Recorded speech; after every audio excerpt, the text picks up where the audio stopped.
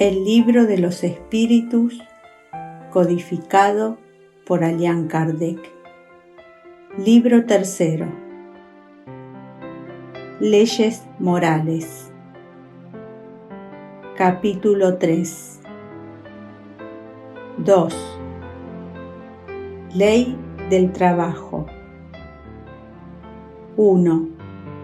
Necesidad del trabajo. 2.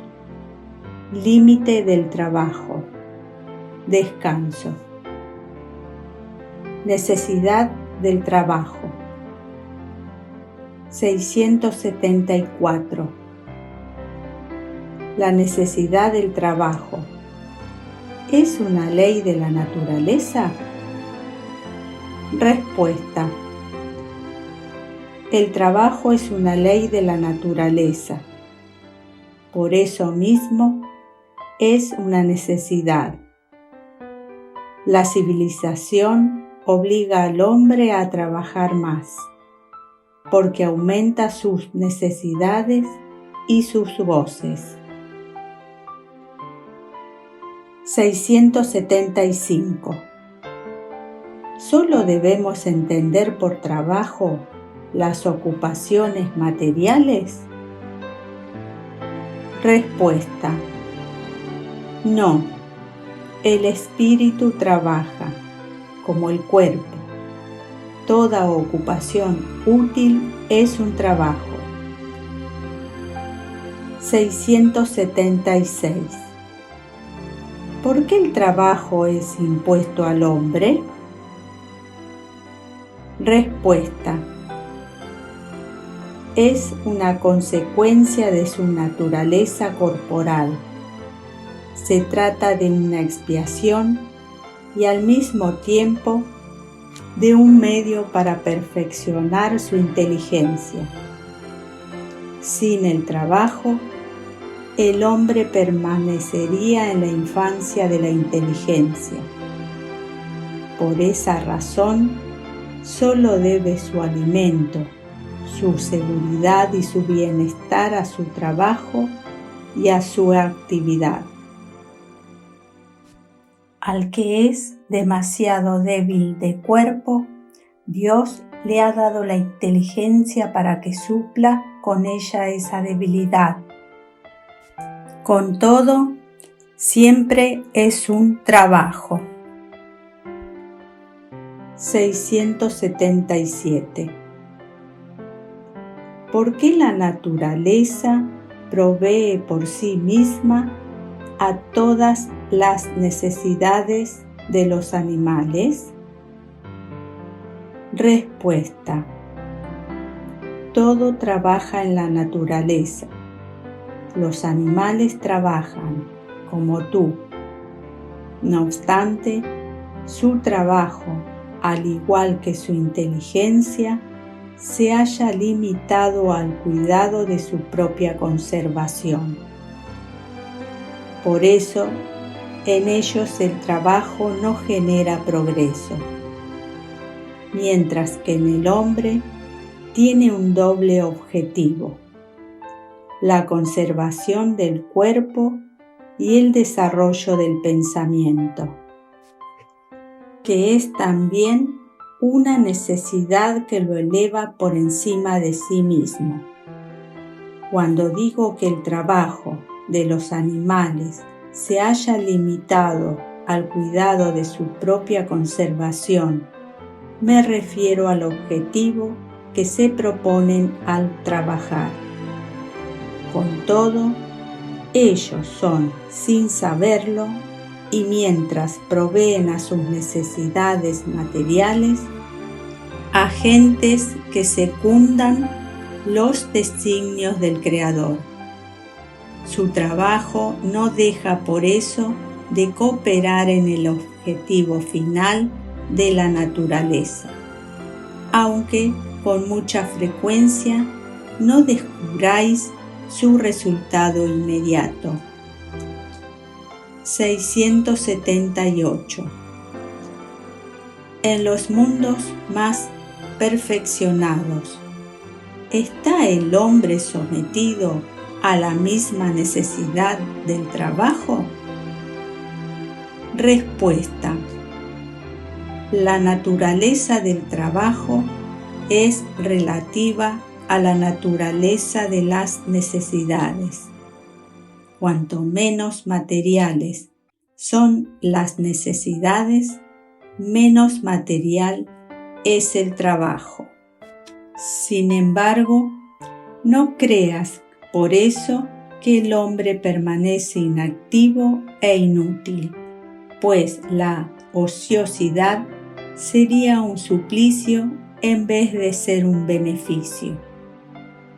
679. El hombre que posee bienes suficientes para asegurar su existencia, ¿está liberado de la ley del trabajo? Respuesta: del trabajo material, tal vez, pero no de la obligación de hacerse útil según sus posibilidades, de perfeccionar su inteligencia o la de los demás, lo cual también es un trabajo. Si el hombre, a quien Dios le ha concedido bienes suficientes para asegurar su existencia, no está obligado a mantenerse con el sudor de su frente. La obligación de ser útil a sus semejantes es tanto mayor para él cuanto mayor es la parte que ha recibido por anticipado y que le concede más tiempo libre para hacer el bien. 680. ¿No hay hombres que están imposibilitados de trabajar en alguna actividad y cuya existencia es inútil? Respuesta: Dios es justo, solo condena a aquel cuya existencia es voluntariamente inútil, porque ése vive a expensas del trabajo ajeno. Dios quiere que cada uno sea útil conforme a sus facultades. 681. La ley natural ¿impone a los hijos la obligación de trabajar para sus padres? Respuesta: por cierto, así como los padres deben trabajar para sus hijos. Por eso, Dios ha hecho del amor filial y del amor paterno un sentimiento natural, a fin de que, mediante ese afecto recíproco, los miembros de una misma familia sean inducidos a ayudarse mutuamente. Es lo que muy a menudo se ignora en vuestra sociedad actual. Límite del trabajo. Descanso. 682. Dado que el descanso después del trabajo es una necesidad, ¿es una ley de la naturaleza?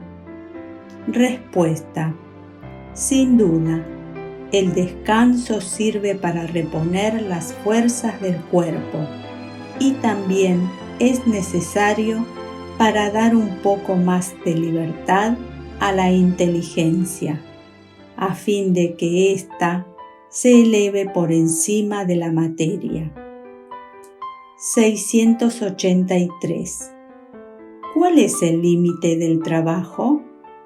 Respuesta: el límite de las fuerzas. Por lo demás, Dios deja libre al hombre. 684. ¿Qué pensar de aquellos que abusan de su autoridad para imponer a sus subordinados un exceso de trabajo?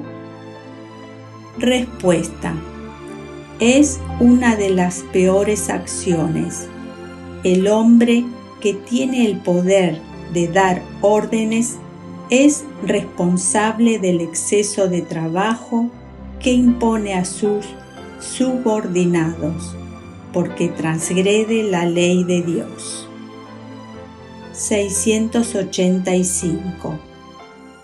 ¿Tiene el hombre derecho al descanso en su vejez? Respuesta: sí, solo está obligado conforme a sus fuerzas. 685a. No obstante, ¿qué recurso le queda al anciano que tiene necesidad de trabajar para vivir y no puede hacerlo? Respuesta: el fuerte debe trabajar para el débil. Si éste no tiene familia, la sociedad debe tomar su lugar. Es la ley de caridad. Nota de Allan Kardec. No es suficiente decirle al hombre que debe trabajar. También es preciso que aquel cuya existencia depende de su labor encuentre una ocupación, lo que no siempre sucede. Cuando la falta de trabajo se generaliza, adopta las proporciones de un flagelo, como lo es la miseria. Las ciencias económicas tratan de remediar el problema mediante el equilibrio entre la producción y el consumo. Pero ese equilibrio, en caso de que sea posible, siempre sufrirá intermitencias, y durante esos intervalos el trabajador no puede dejar de vivir. Hay un elemento que no suele ser puesto en la balanza y sin el cual las ciencias económicas son solo una teoría. Ese elemento es la educación, no la educación intelectual, sino la moral, aunque tampoco nos referimos a la educación moral extraída de los libros, sino a la que consiste en el arte de formar los caracteres, la que genera hábitos, puesto que la educación es el conjunto de los hábitos adquiridos. Cuando pensamos en la masa de individuos lanzados a diario en el torrente de la población, sin principios ni frenos y librados a sus propios instintos, deben asombrarnos las consecuencias desastrosas que de ello resultan. Cuando el arte de educar sea conocido, comprendido y llevado a la práctica, el hombre aportará al mundo hábitos de orden y de previsión para sí mismo y para los suyos, de respeto a lo que es respetable, hábitos que le permitirán atravesar con menos pesar los inevitables días difíciles. El desorden y la imprevisión son dos plagas que solamente una educación bien entendida puede combatir. Allí está el punto de partida, el verdadero componente del bienestar, la garantía de la seguridad para todos.